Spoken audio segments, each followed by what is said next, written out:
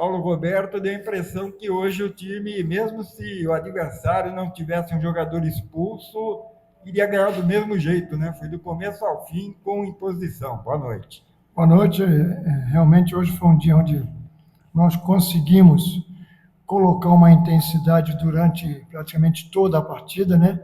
Jogo passado, os 15 minutos finais, 20, nós perdemos a intensidade, perdemos a competitividade e acabamos aí pagando um preço caro naquele jogo passado. Eu acho que no jogo de hoje nós conseguimos colocar essa intensidade, essa competitividade praticamente em toda a partida, né? E construímos o resultado, fizemos o primeiro gol, o adversário ainda não estava com a menos, né? No segundo gol, sim, mas mesmo assim, hoje, o futebol, quando o adversário está com a menos, às vezes o adversário se multiplica, aqueles atletas que estão em campo, eles já acabam superando a ausência do companheiro. Foi o que nós vimos hoje na equipe deles também, eles se superaram, não abdicaram de jogar, continuaram jogando, buscando o gol, só que, logicamente, que nós com um a mais, no momento de você desarmar, de marcar, você tinha sempre um a mais, e no momento de contra-atacar também sobrava sempre o seu. E nós soubemos tirar proveito disso. Até acho que se tivéssemos caprichado um pouquinho mais, no segundo tempo poderíamos até ter feito um placar um pouco mais elástico. Paulo, boa noite ao Thiago. Minha pergunta vai para o professor Paulo, parabenizando pela vitória. Paulo, queria te fazer duas perguntas. A primeira é pedir para o senhor explicar a decisão hoje pelo Michael Paulista e também pelo Bruno Menezes. E a segunda é que no último jogo o senhor disse que ia precisar retomar o emocional, né, do grupo do São José. Nos últimos jogos, né, tirando a estreia, nos últimos 4 jogos, São José ou venceu ou empatou. Queria saber se o senhor considera que recuperou o emocional e se para esses últimos 2 jogos vai ser mesmo na bola jogada, né, que o time está com a confiança em dia. Olha, a entrada desses 2 jogadores foram 2 jogadores que foram contratados recentemente e que souberam aguardar, esperar o seu momento, né? Alguns até achavam e queriam a presença desses 2 jogadores, ou talvez até de um deles, já no jogo anterior, o que é normal, né? Mas nós esperamos o momento certo, sabíamos que ia encontrar um adversário que jogava com 3 zagueiros assim pesados, e optamos por colocar jogadores mais leves e jogadores que estavam aguardando uma oportunidade. O Bruno entrou muito bem na contra a Portuguesa, né?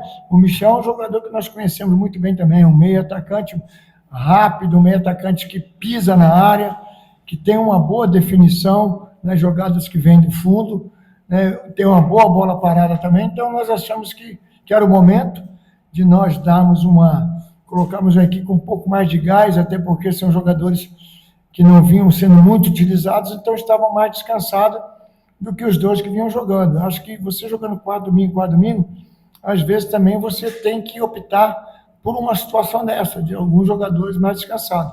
Então foi a nossa opção, né? Logicamente que por analisar o adversário, 3 zagueiros um pouco pesados, você colocar um pouco mais de velocidade ali, eu acho que deu certo. Paulo, boa noite, parabéns pela vitória, Sérgio Silva da Rádio Cultural FM. Paulo, eu queria que você falasse um pouco das substituições, né? No jogo passado parece que as substituições não deram muito certo, e hoje, né, você fez algumas substituições diferentes. E para o Rubim, até no momento do seu gol, eu falei assim, ele já foi titular centralizado, ele já foi para o banco de reserva, voltou jogando pelo lado e hoje é o artilheiro da equipe. E eu falei, ele se sente confortável jogando pelo lado esquerdo. É isso mesmo? Olha, veja bem, com relação às substituições, sempre que a gente opta por substituições, é sempre pensando no melhor. Mas o que nós temos que avaliar também é que as substituições, a ação, ela é da comissão técnica. Agora, a execução, ela não cabe a nós, ela cabe aos atletas. E, às vezes, também as coisas não acontecem da forma que o atleta quer, que nós pensávamos aqui fora também. Então, acaba que as coisas não acontecem de forma positiva, né? Agora, no caso do Rubinho, é um jogador que nós já conhecemos muito bem, já enfrentamos esse atleta em outras ocasiões, sabemos que ele é um jogador que pode ser usado, no mínimo, em 2 funções, como nós hoje só temos um jogador que joga mais centralizado ali, que é o Lauan, né? Às vezes nós até somos obrigados, no decorrer da partida, colocar um atacante de velocidade ali no lugar do Rubinho e colocar o Rubinho para dentro para fazer ali um falso 9, como o próprio Lauan faz, que o Lauan não é aquele centroavante de área, como o 15 tem ali um centroavante de área, como a Ferroviária tem 2, inclusive no segundo tempo colocou os 2, enfiou os 2 em cima da nossa zaga. Então o Lauan é um jogador mais de velocidade, de movimentação, abre espaço para quem vem de trás. Então, às vezes, a gente usa essa situação de colocar o Rubinho um pouco mais para dentro, para que a gente possa ter velocidade pelo lado com o atleta entrando descansado, e o Rubinho, pela sua estatura, fazer aquele falso 9, mas que tem uma condição um pouco maior do que o Lauan para jogar de costa pelo seu biotipo. Boa noite.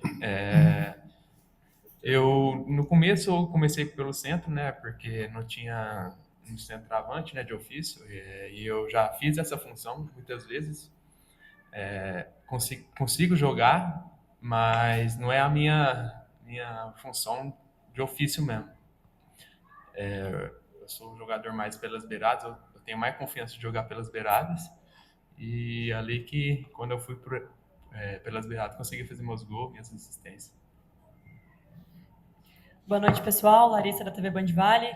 Paulo, primeiro para você, né, numa tabela tão embolada como a da 2 desse ano, a importância agora desse retorno ao G8 e pensando já na pontuação para esses 2 jogos que faltam, e para o Rubinho comentar essa boa fase, principalmente no jogo como hoje, né, o primeiro gol também tem o seu selo de aprovação e o segundo, o carimbo realmente que vocês comentassem.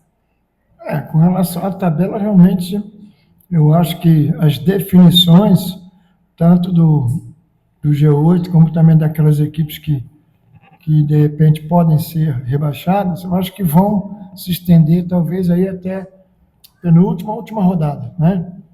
Logicamente que para nós esses 3 pontos foram de fundamental importância, até para recuperar a confiança em jogos dentro de casa, né? Que não vinha acontecendo, não vinha ocorrendo. E o jogo passado, então, que eu acho que foi um castigo muito grande, mas que nós fizemos para merecer esse castigo. Agora, eu acho que o importante é isso aí, recuperar a confiança e mostrar que o grupo, com essa competitividade, com essa intensidade que eles têm colocado durante toda a partida, é possível, sim, a classificação, e aí depois da classificação nós vamos pensar na briga pelo acesso, mas, por enquanto, pensamos na classificação. Rubinho, nós conhecemos você no Bandeirante de Birigui, que eles pegam as costas do São José aqui de 2020, né? E de lá para cá, é a melhor participação sua. Você tem sido um jogador que vem desequilibrando. Na Araraquara, aquele passe para o Rodrigo Varanda, depois o jogo em Santos, o jogo aqui também contra o São Bento hoje. Já teve uma fase desse tipo? Respondendo a pergunta dela, né? Desculpa, Larissa. Graças a Deus, o futebol, quando eu fui pelas beiradas ali, né, eu consegui ter mais confiança, né, que eu pegava mais na bola, consegui ir para cima dos adversários, fui tendo mais confiança, e quando eu fiz meu primeiro gol, aí que minha confiança foi lá em cima, sem medo de errar, né? E é isso, eu fui conseguindo fazer minhas jogadas e fazendo meus gols.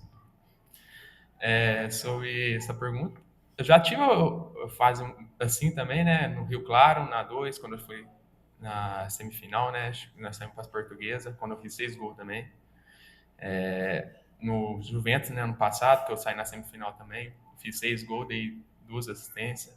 Então, já vivi essa fase e quero ser melhor ainda esse ano, aqui no São José. O ano passado ele me deu muito trabalho.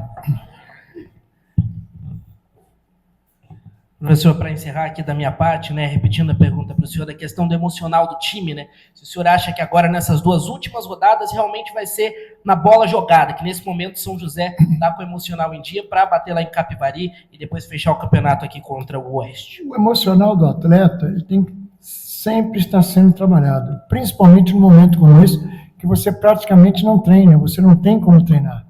Vídeo, é uma bola parada defensiva ou ofensiva, posicionar o pessoal no campo para você poder fazer algumas movimentações, você não tem como treinar. Então, eu acho que o trabalho nesse momento ele é muito mais emocional para, de repente, recuperar o grupo de um mau resultado, de uma má atuação, e trabalhar o emocional também para você poder fazer com que a confiança deles ela aumente no momento certo da competição. E o momento certo da competição para nós é esse momento agora que nós vamos aí brigar pela nossa classificação. Isso aí vem sendo trabalhado, o emocional deles, como trabalhamos bastante devido ao último resultado no jogo passado, né? A nossa preocupação era que o grupo se recuperasse o mais rápido possível. Tínhamos praticamente 24 horas para se recuperar do que aconteceu no jogo passado, que foi aquele gol praticamente no final, nos acréscimos, né? Então, isso aí, o emocional, você vai estar sempre tendo que trabalhar, mas é um grupo que, desde que eu cheguei aqui, eles têm assimilado muito bem aquele perfil de equipe que nós gostamos. Uma equipe operária, quando não tem a posse da bola, e uma equipe, quando tem a posse da bola, todos têm liberdade de colocar para fora todo o seu potencial. Paulo, eu falei hoje o quanto a sua experiência é importante. Hoje, no intervalo, eu prestei atenção que, quando o juiz apitou, você foi lá conversar com ele, que foi o primeiro tempo, né, por uma expulsão, e que você falasse um pouco disso, e também no final do jogo, os jogadores indo na torcida, né? Esse contato do jogador de novo com a torcida, trazendo a torcida para o seu lado. E para o Rubim, chegou mancando um pouquinho, não preocupa não, né? O que ocorreu, na verdade, com relação ao intervalo do jogo ali, e eu vi que a equipe deles, o treinador, né, deles, que é um treinador experiente também, ele falou alguma coisa para o auxiliar e na arbitragem. Eu percebi, talvez outros não tenham percebido, né? Eu peguei e fui lá também para ouvir o que ele foi falar com o árbitro, né? Logicamente, dependendo do que ele falasse, nós também íamos ter que falar, até porque nós estamos dentro da nossa casa, né? Então, nós não podemos também deixar o adversário vir aqui e, de repente, querer pressionar a arbitragem. Não foi o que aconteceu, tá? Mas nós nos dirigimos só para que nós pudéssemos nos certificar daquilo que ele foi falar com a arbitragem. Mas foi só por isso.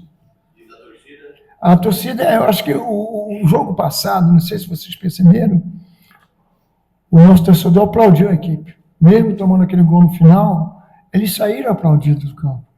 Então, eu acho que é mais do que justo eu falo para eles e tenho falado desde que cheguei, quem traz o torcedor para o seu lado ou não, somos nós com o nosso comportamento dentro de campo. E a expectativa positiva foi criada no nosso torcedor, e vocês da imprensa também, nos 2 jogos fora de casa, quando nós obtivemos 2 vitórias seguidas. Ali criou-se uma expectativa positiva, o que é normal, expectativa positiva, expectativa negativa. Então, o grupo, ele criou uma expectativa positiva nos 2 jogos fora, houve aquele acidente aqui no jogo passado, mas o nosso torcedor, ele jogou junto com a equipe, o comportamento do torcedor no final do jogo passado. E hoje, durante o jogo, eu acho que isso aí merece o nosso reconhecimento, o reconhecimento deles. Eu acho que o que eles fizeram de se dirigirem ao torcedor, eu acho que o torcedor faz por merecer, e também é um comportamento que eu acho que você consegue trazer o seu torcedor para o seu lado. Sobre estar mancando, no primeiro tempo ali teve uma dividida ali que eu virei meu pé ali, mas eu acho que foi só um entorse ali, tratar que o próximo jogo tá aí, né? Tá 100% para ir lá buscar a classificação. Legal. Obrigado, professor. Obrigado, Thiago. Valeu, moçada. Obrigado aí, tá? Coletivo.